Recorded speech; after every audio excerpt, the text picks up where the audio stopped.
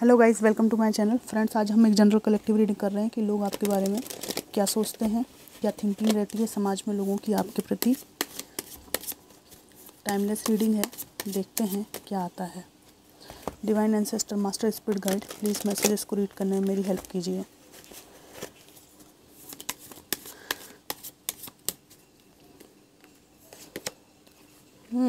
King of swords आ गया है। बहुत तेज तर्राट माने जाते हो आप, ठीक है। फालतू बात नहीं कर सकता कोई आपसे। पहली बात निकल कर आ गई है, क्वीन ऑफ पेंटिकल्स। लोग सोचते हैं आपके पास बहुत पैसा है।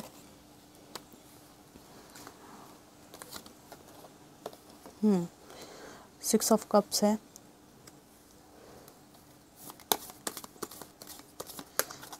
यहाँ पे ऐसा कुछ लगता है कि आपसे कई लोग प्रेम कर बैठते हैं, फैमिली लाइफ आपके साथ देखते हैं, सपने देखते हैं। फाइव ऑफ कप्स है। ज़िंदगी में आपने बहुत दुख तकलीफ़ झेली हैं और उन ट्रॉमा से आप उबरने की कोशिश कर रहे हैं।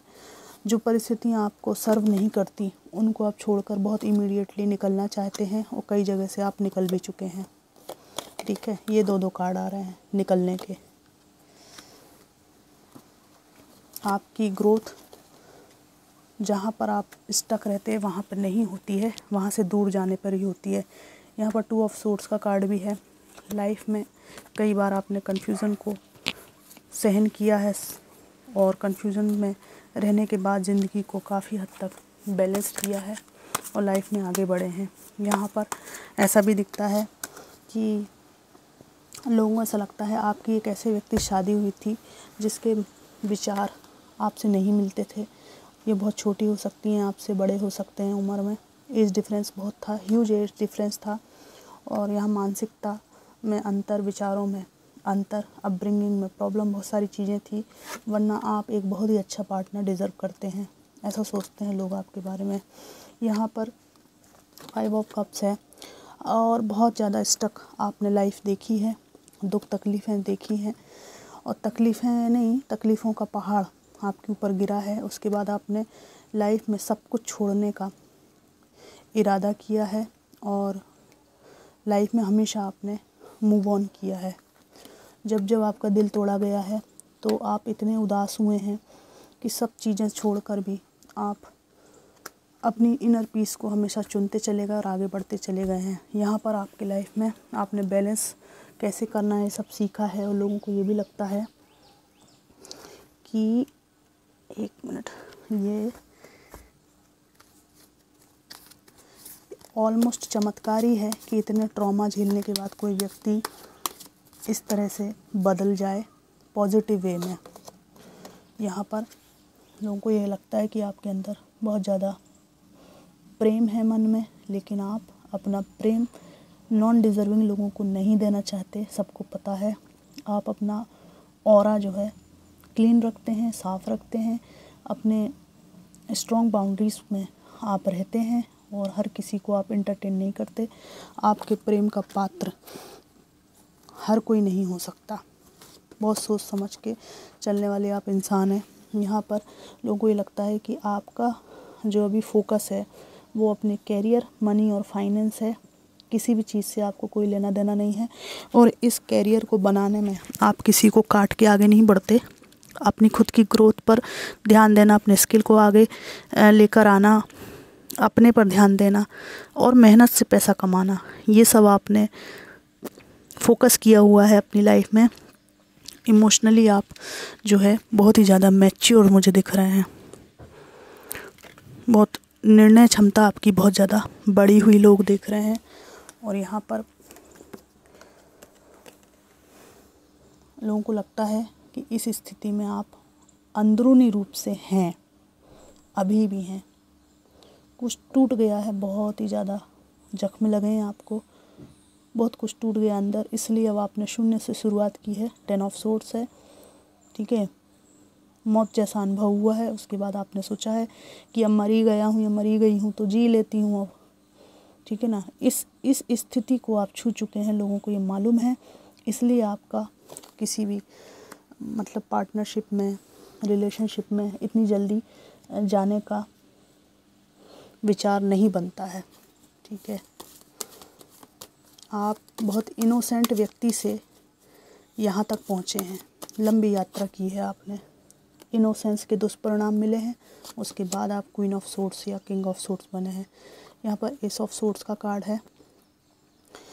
यहाँ पे मुझे ऐसा लगता है लोग ये भी सोचते हैं आपके बारे में, आपकी जो नई शुरुआत है, अब जो जीवन में जो आपका पड़ाव चल रहा है उसमें आप इमोशन कम है, प्रैक्टिकलिटी ज़्यादा है, और इसके द्वारा आप जीवन में नए अवसर क्रिएट कर रहे हैं। और पहले जो इमोशनली आप जो कुछ भी रिश्ते बनाते थे उनसे ज़्यादा बेहतर परिणाम अब आपको मिल रहे हैं जब आप प्रैक्टिकल अप्रोच लेकर चल रहे हैं।